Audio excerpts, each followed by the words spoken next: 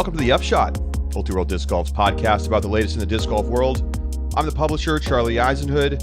Joining me, as always, is Josh Mansfield. I hope everybody had a great weekend.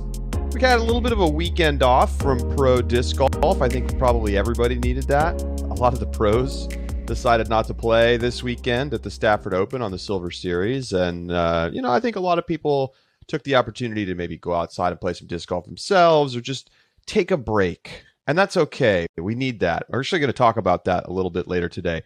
Josh, how was your weekend? It was great, Charlie. I also was one who took advantage of break in. So a lot of rain that we've been having, desperately needing to play some disc golf too. So enjoyed that weekend. I have been trying out MVP's new Hex. And I got to say, I'm a big fan. So I got to work on breaking in a new disc this weekend. Nice. Always fun to get out there. It really is. Yeah, I was in the commentary train this weekend. I did 2 Ultimate games, and then I did the Silver Series final round on DGN. So a busy weekend for me. No disc golf to be had, except for in the commentary setting. So let's get through this weekend's results, and then we're going to get into some bigger topics today, some fun stuff. So quickly, Stafford Open.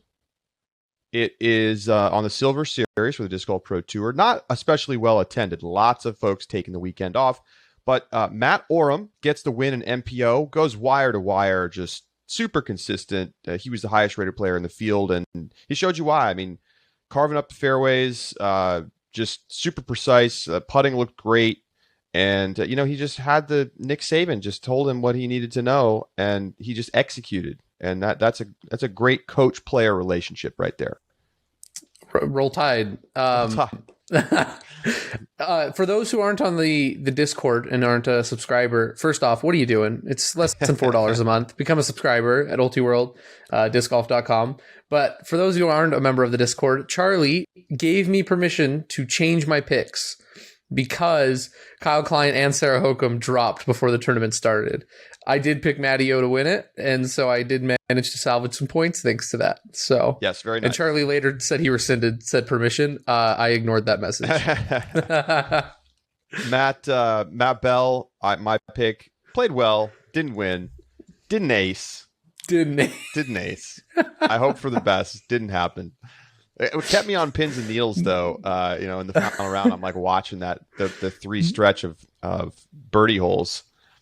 And I'm like, all right, let's get an ace. It'll be great for the coverage, and it will be great for me. Did not happen. Over on FPO, Missy Gannon ended up not being an especially exciting final round. She came into the round tied with Michelle Fraser. Both players had won the tournament in the past. Missy Gannon trying to defend her title from 2020. Michelle Fraser having won it 3 times, one of the top local players. But some early mistakes, a stretch of holes where Michelle Fraser went, got 3 over par scores in a row, really just set Missy apart. And at that point, it just was, Missy just needed to not mess up, and she didn't. So it was ultimately a pretty comfortable win for Missy Gannon. Some more exciting stories a little bit further down the leaderboard. Natalie Ryan and Michelle Fraser end up tying for second place. Natalie Ryan continuing to make a name for herself. And Holly Finley, Josh's pick, finishing in a tie for 4th with Alex Benson. Just back at FPO, Nathan Queen finished in second place. Great final round. Andrew Fish climbed the leaderboard with a 12 under in the final round to get 3rd. Michael Johansson in 4th. And Justin Rosak, who is a name to keep an eye on, Josh. I don't know how much Stafford Open you watched this weekend, but Justin Rosak, he looks like Kevin Jones. Like from a distance, the body type, both sponsored by Prodigy. Like, you're like, is that Kevin Jones like spectating this tournament or something? No, it's Justin Rosak. And he opened the round with 5 straight birdies. Wow. Before just falling off a cliff.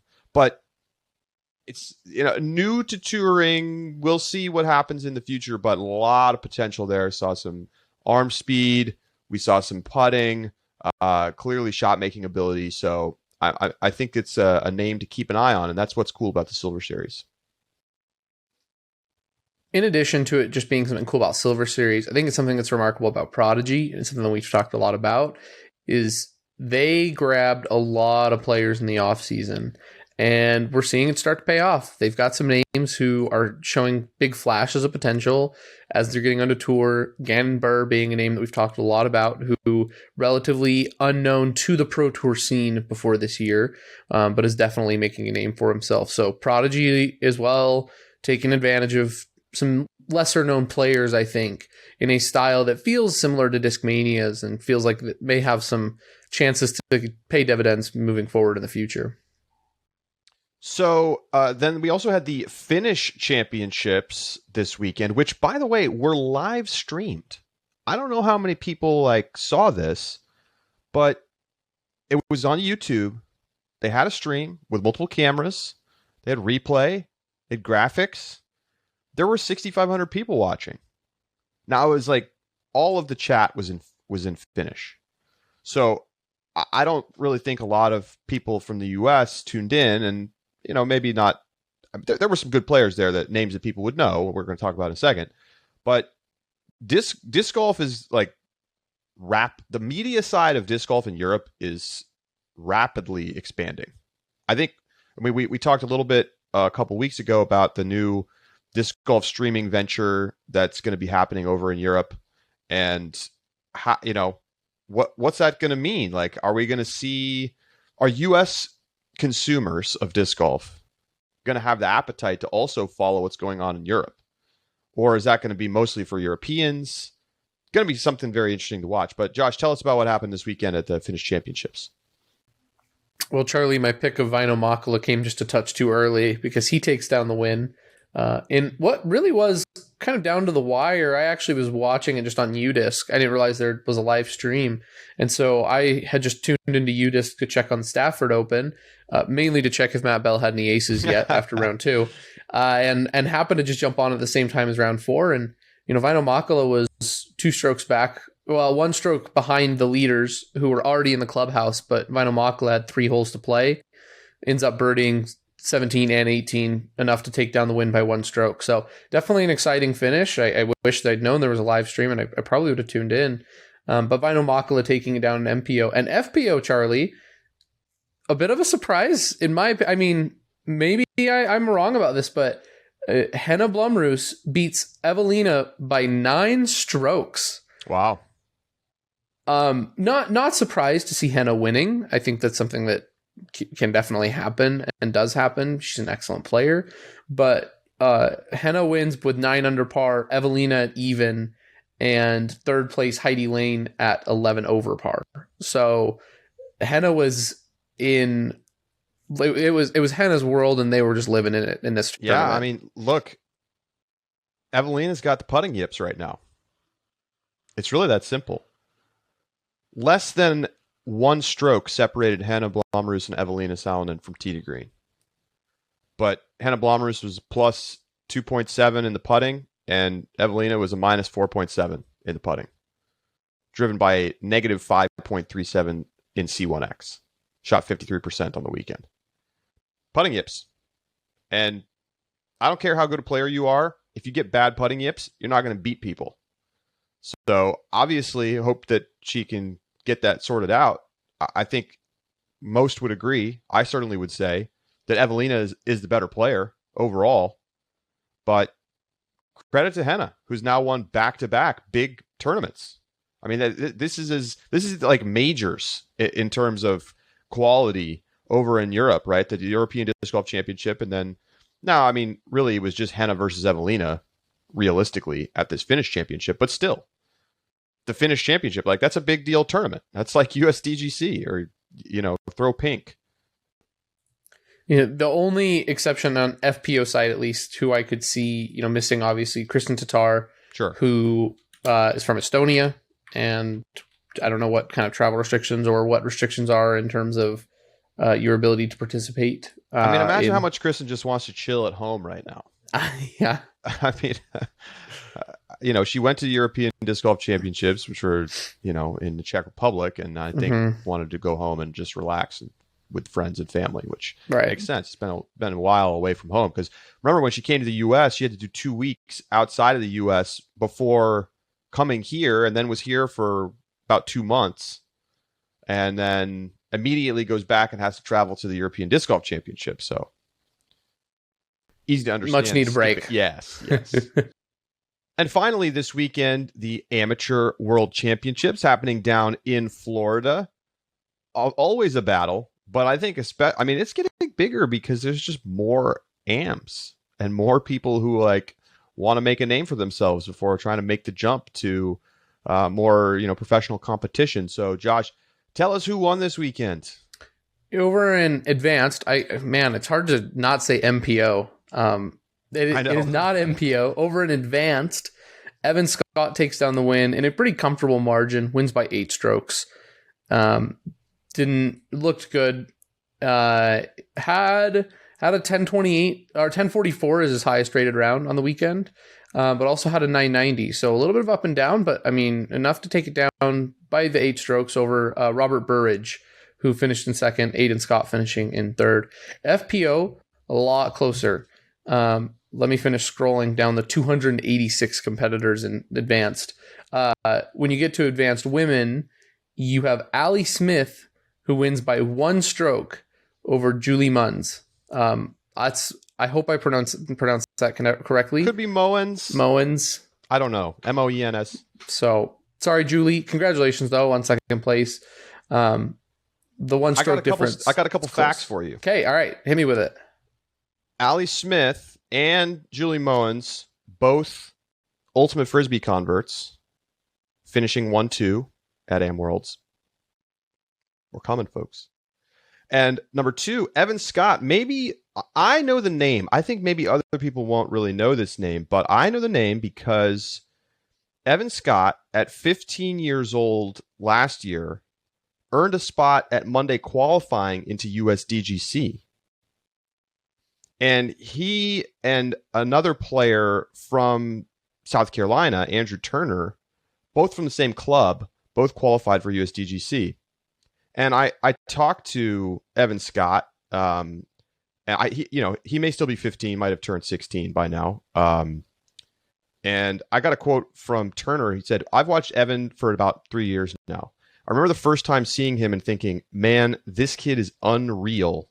And watching him this year, being 2020, just running over people in local tournaments, it really didn't surprise me to see him live up to the billing and do what he's been doing all year. He wins a lot of C tiers, and now he is an amateur world champ." We talk about these young kids coming up. Obviously, Gannon Burr's had a lot of buzz.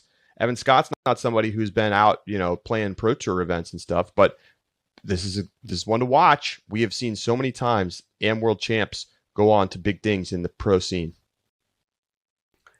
I think especially as contracts are getting harder to get with manufacturing companies, I think Am Worlds is going to become really that jumping off point that, and not to say Evan Scott may be sponsored already, I'm not sure.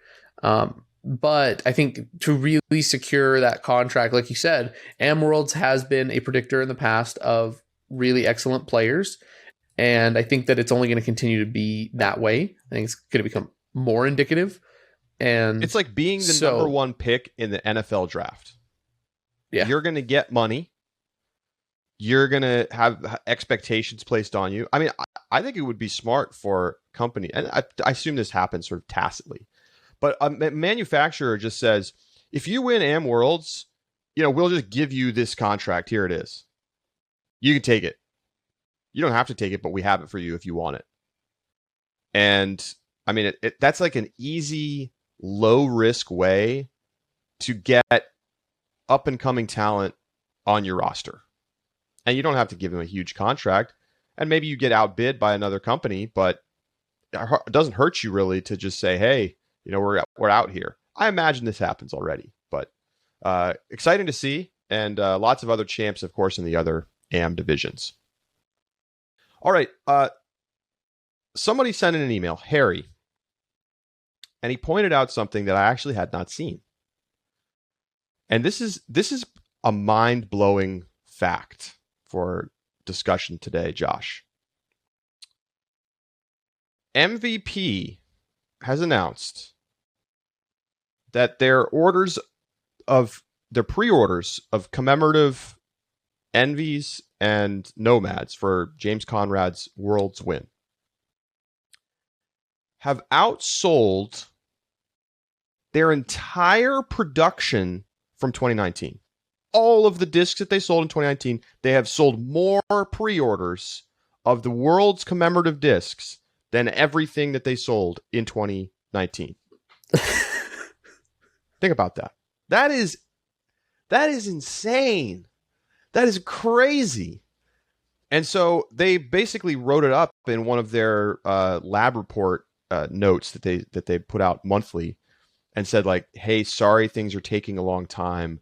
We have more discs than we can even fit in our warehouse, and we have to do another 6 weeks of production." What do you make of this, Josh? When Paige on our show after the U.S. Women's talked about the importance of a major to a manufacturer and winning majors, I believed it. I was like, sure, that's important. I didn't realize that MVP now has the license to print money, and literally just sell pre-orders on money. Like, that's the MVP is making so much money from James right now. I can't even imagine. I wish we had like actual numbers, like how many of these pre-orders were there, so that we could just start doing math about how much James Conrad is making, how much MVP is making from James Conrad. It's a lot of money. Yeah. I was trying to do some estimates in my head based on kind of like my knowledge of how big certain like signature disc runs are, and kind of what the level of demand that I sort of anticipate from a drop like this. And my gut says that it's less than 500,000 discs, because like not that many people watched Worlds. Like a lot of people watch Worlds, but like not that many people watched. And signature disc drops in the past have been like on the high end, like 50,000. That's a lot. Now, obviously, disc golf has grown a great deal, so I wouldn't be surprised if that number was now double or triple. But my sense is that it's somewhere between 100,000 and 500,000. And I have no inside knowledge here. I'm purely speculating. But like, let's just... Hey, hold on. Before the fact that it's... I got a question for you while we're doing this. Okay. How many views do you think the Jomez back 9 of Worlds has? Oh, gosh. It's been 1 month. Well, I mean, a little more than that. Times have people gone back to rewatch? And it may be a lot, right? So this isn't raw number. I'm going to say 1.5 million. Okay, not that. It's about half, actually. 730,000 views. Okay. So there you go. Do you think 100,000 is unreasonable? Because there's no... Not at all. No. Okay, there's no limits on these pre-orders. I think 100,000 is like probably what I would consider the floor. Okay. If I had to guess. Because like we're talking about more discs than sold in 2019 for MVP in the entire year. Now, I think they were certainly a much smaller company and smaller brand and smaller footprint in 2019, but it's not like they were unknown. So either way, like, let's just say it's 250,000, just for the sake of the kind of the thought experiment here. 250,000. You figure James Conrad is making $4 a disc. Again, this is just taken from the like baseline. This is what players tend to make on royalties on discs that have their signature, kind of deal.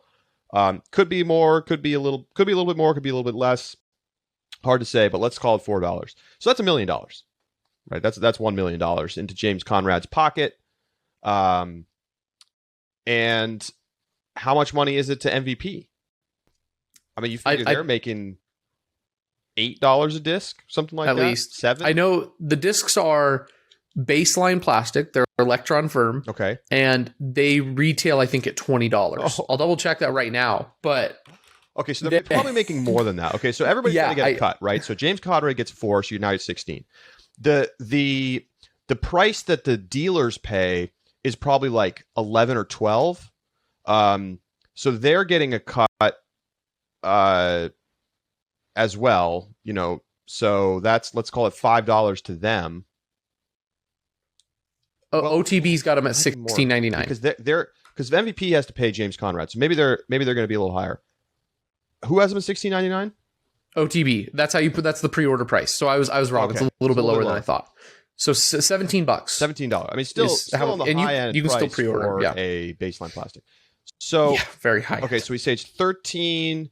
So then, you give $3 or something to the dealers. So and then the cost of the actual disc is probably less than $1, right? Like probably 50 cents or 75 cents or something like that. So they're making like $8 a disc. Again, these numbers are not official, but let's say it's $8 just for the sake of it. And so that means that they're making 8 times 250,000 is, it's double. It's $2 million.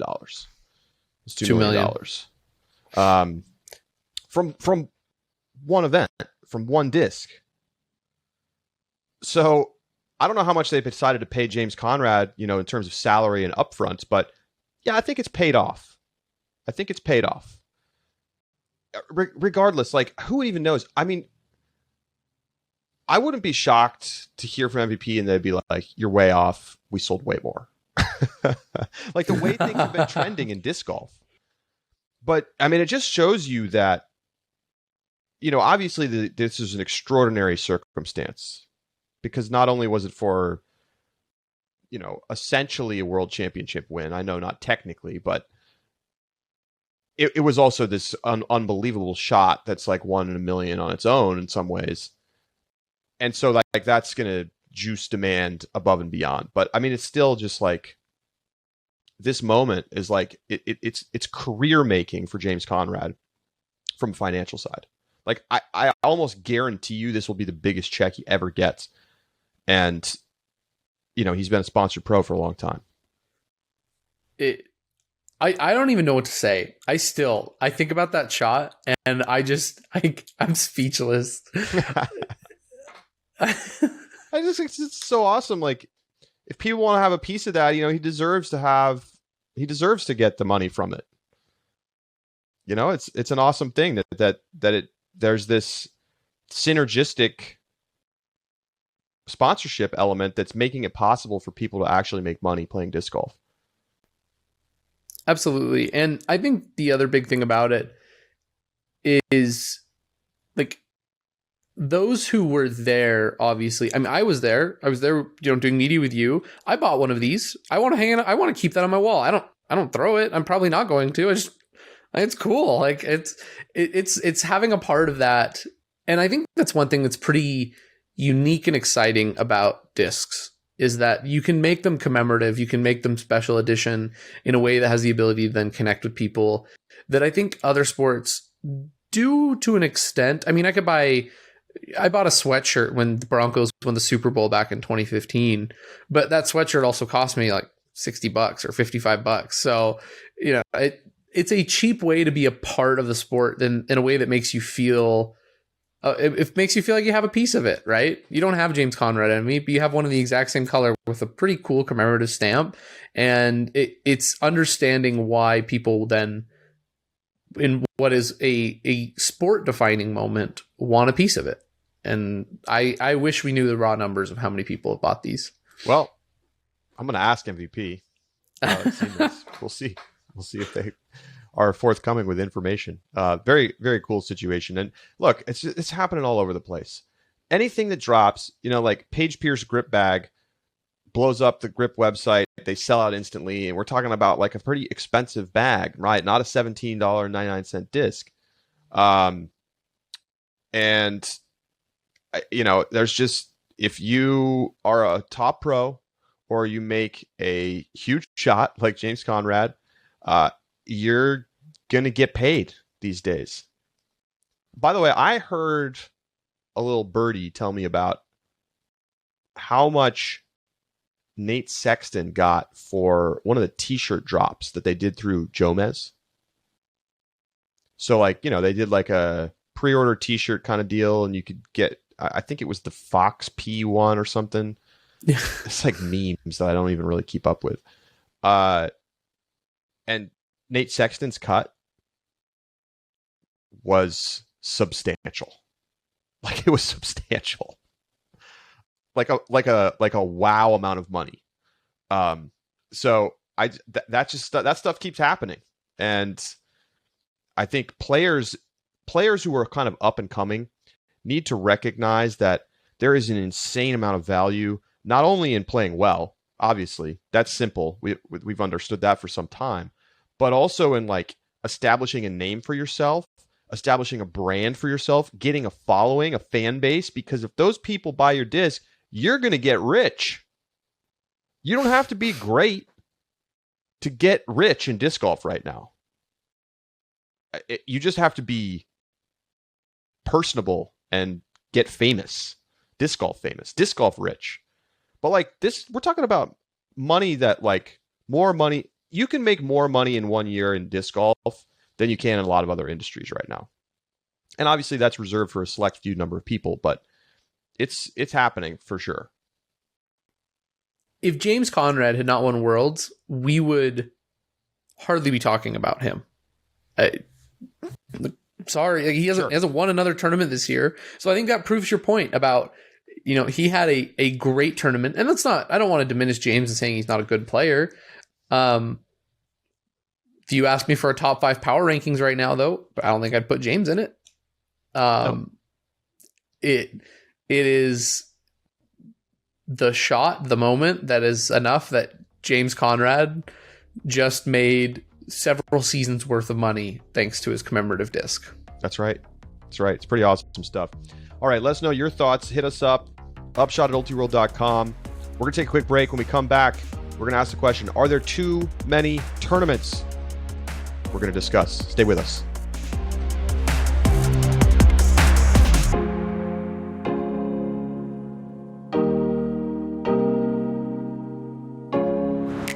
The Upshot is presented by Pound Disc Golf, makers of the best bags in the sport. Pound is a product-driven company committed to evolving with and elevating the sport of disc golf.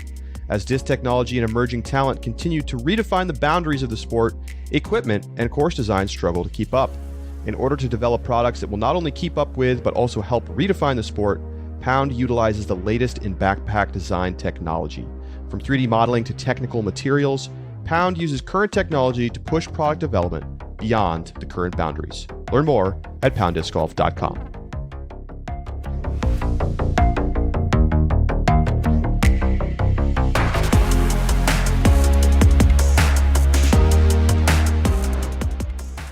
Welcome back to the Upshot. And we're now going to ask the question, are there too many tournaments happening this year? I still remember back to 2020. Obviously not a great time for most of us, as we all sat at home during the pandemic and played a lot of disc golf, let's be honest. And, the Pro Tour was the only thing going on. We didn't get any PDGA majors. We did get USDGC at the end of the year, but it was, tournaments were like every 2 to 3 weeks for the most part. And there was kind of this like anticipation for the next event, and then it would happen, and then we kind of get ready for the next one, and then it would happen. And, I don't know, it was probably not quite enough, but now we're here in 2021, and we've just come off a stretch where players had back-to-back Pro Tour events for D-Glow, Preserve, Ledgestone, and Idlewild, a short break, and then we go right back into the Elite Series with Delaware Disc Golf Challenge, MVP Open, GMC in 3 consecutive weeks. So that's a national tour and 2 DGPT events. Then the Match Play Championship the following weekend. Then the Music City Open, the NT finale the following weekend. And then everybody gets 1 week off before, or almost 2, I guess, before USDGC. So we're having this crazy stretch where, and if you play the Silver Series this weekend, you can basically play at a elite tournament, not a technically elite series, every single weekend for like over 2 months. And the question that I want to bring up today is this overkill? And we've kind of talked about this a little bit. We talked about players skipping some events, but I actually want to think about 2022, and what I anticipate is going to be an even more connected tour. Perhaps there's complete consolidation between the Pro Tour and the National Tour. And Josh, do you think we need to space things out more in terms of the events that get featured? Because obviously players can do whatever they want. They can play, they can not play. You're not going to be able to decide for them what they decide to do. They're going to either want to play or they're not. But like when it comes to having live coverage and calling it an Elite Series event, like, do we have too many right now, or do you want to see the calendar as packed as it's been this season?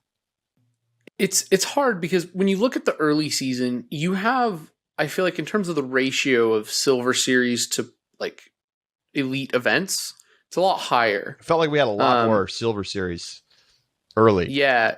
And it goes, so for example, if you go back to March, you go March 12th, Waco, March 19th, Open at Belton, Silver Series. March 26th, March 26th, Texas State Championship, April 8th, Vintage Open, Silver Series, April 16th, Jonesboro, April 23rd, Mid-America Open, Silver Series, Dynamic Discs Open is April 29th, and then May 7th, the Challenge at Goat Hill, Silver Series. So it alternates back and forth. I like that a lot, actually. And I think that it's hard because I think you lose events. I think if that becomes your model, you have to lose events. And I don't know which events you lose exactly. I am not going to open that can of worms right now. But I don't think... I think there's two advantages to doing this. The first of which is I felt like coverage and media consumption I was more engaged to every tournament. Now, like during this stretch, I will watch as much as I can, but I'll watch a lot more Jomez of early rounds and then watch final round live. Whereas early in the season, I'll watch all of it live. I mean, I'll be perfectly honest. I don't even watch early rounds in these long, crazy stretches. And sometimes I don't. I'll watch the final round, depending on what my week looks like, and that's it. And a lot of times it'll be after the fact, and basically just because I need to be able to talk about it on the show, and not because I want to sit down and watch it. It's just it's like I can't do it when we're talking about 3 to 4 days a week for 4 weeks straight. Yeah. Well, and so I guess there's three advantages. The first of which, the one I was hinting to, it's fan burnout. Like it's hard to stay engaged week in and week out to the tournament. And I think part of the reason why, because I thought a lot about it in terms of, what about when I watch like football or basketball? And I think the big thing about that is not every basketball game feels consequential. And the question is, does disc golf want that to be the attitude towards disc golf? Because I know a lot of hardcore NBA fans who don't watch every NBA game because it's impossible. I know a lot of hardcore NBA fans who don't even watch every game of their team because just it's a lot. There's a lot to do. 3 to 4 games a week, yeah. Exactly. So my question then is, do you accept events that are inconsequential that people may play, but you may have little fan engagement? Or do you try and make every game or every tournament feel significant by spacing it out? I think it's more engaging for the fans to do that. I mean, as we've discussed before, I think there's nothing that you can really do. Some events are just going to get more shine than others. But I do think timing, history, and the field makes a difference. I like the Preserve this year had the most live viewership of any tournament outside of Worlds. And why the Preserve?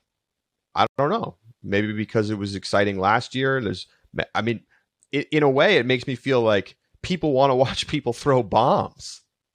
Like, people don't want to watch people throw in the woods. They want to watch them throw bombs. Who knows? Maybe it was just the timing of the year, like other sports stuff going on, what people had going on with their families. The fact that the tournament was competitive. I mean, there's all kinds of things that you could look at as potential reasons for that. But the Des Moines Challenge didn't get as much hype. Well, why? Well, the timing, right? To some extent, it's the timing. The course was fine. The course is awesome, honestly. But the timing of the tournament so close to Worlds meant that a lot of people didn't show up, and everybody needed a break. Right? It's like this weekend. I'm guessing that Stafford Open didn't do crazy viewership numbers because people needed a break.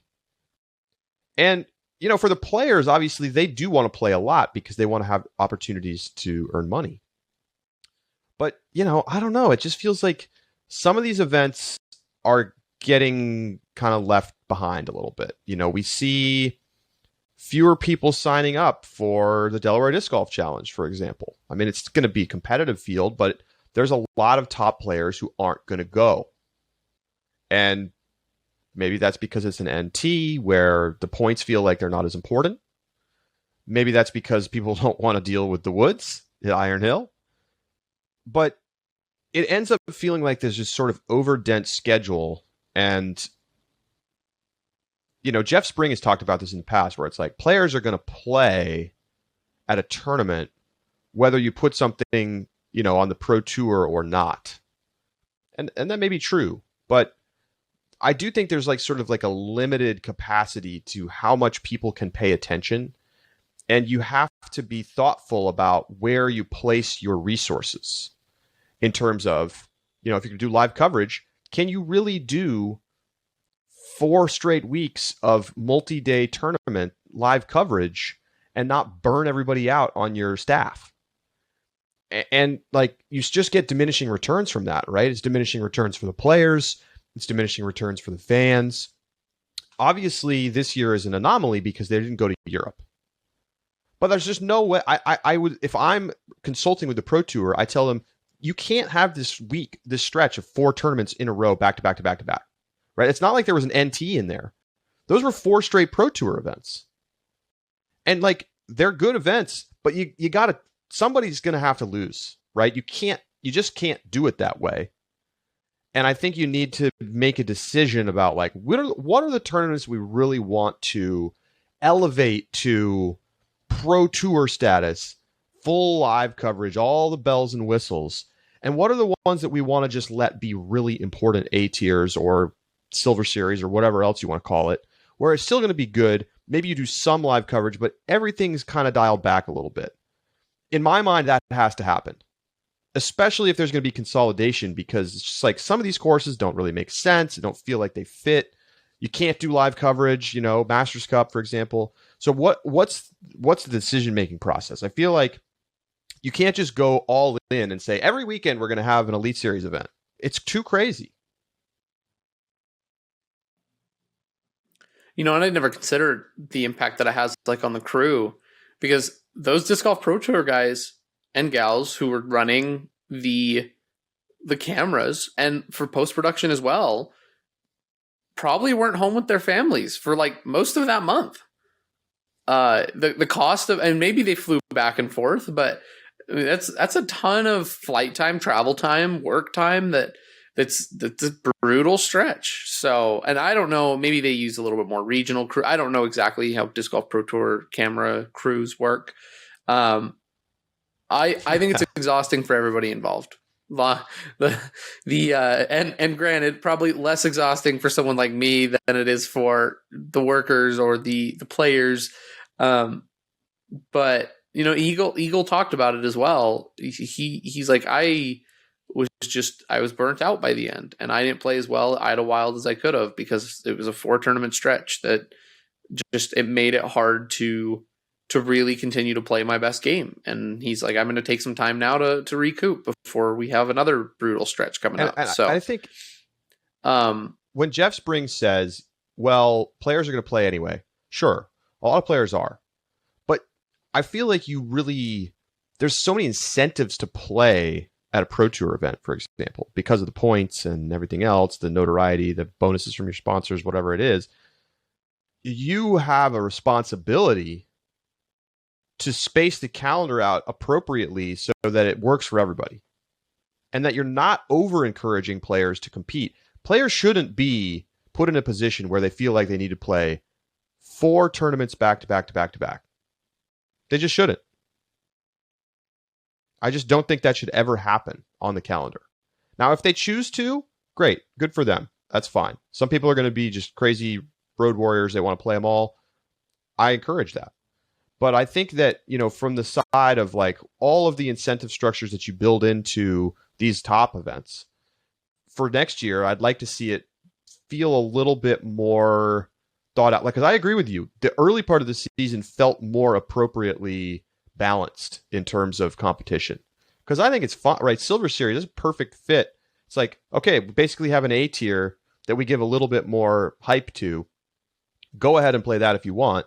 A lot of people don't, but it's like this nice thing for hardcore fans to tune in for. But it just feels like this back half of the season is way too dense. The woods are too thick, Josh, is what I'm saying. I agree. I froze. There it is. I was all ready, and then you hit me with that line, Charlie. What a zinger. And I think the hardest part about it for me, like, I love Ledgestone. I love Idlewild. Those two events coming at the end of that month made it harder for me to engage with. And I feel I may go back and watch more of it eventually. But I feel like I missed out a little bit, but it was just because I was exhausted. Let's say you have to pick from those 4 events. You have Ledgestone, Idlewild, Preserve, and Des Moines Challenge. You only keep 2. Des Moines Challenge or Discraft? D-Glow. Oh, I didn't even think. There's like 5 in like 6 weeks. Yeah. No, you're right. D-Glow. So let's call it that, right? Let's ignore Des Moines Challenge because, whatever happens to it in the future for the Pro Tour, who knows? But that was like a replacement event for Europe. So let's just go with the 4 that were in a row. So D-Glow, Preserve, Ledgestone, Idlewild. You only keep 2. What do you keep? I keep Ledgestone and Idlewild. I Preserve's good. It's never been the one that hooks me. I know I'm gonna get some flack for that. It's a good tournament. I'm not saying it isn't. I love Ledgestone. I love the courses. I love Northwood. I love watching it. Gold, black, either one. I think it's so much fun to watch. And Idlewild is actually one of the first tournaments that I watched several years ago when I really started getting into pro disc golf. And I went back and have watched basically every Idlewild video I can find on YouTube. So both of those are ones that I love. I think, and yeah, that's 2 I keep. I'd spread them out, obviously, but yeah, that's my pick. Yeah, I mean, I feel like you could probably keep 3, maybe. I just don't think we can do this again. So my feeling is there should be some kind of system by which you actually make this decision, and it's probably money.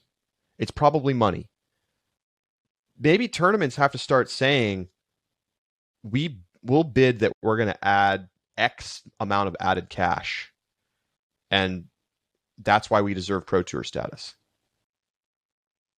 I mean, we're already seeing that competition happening.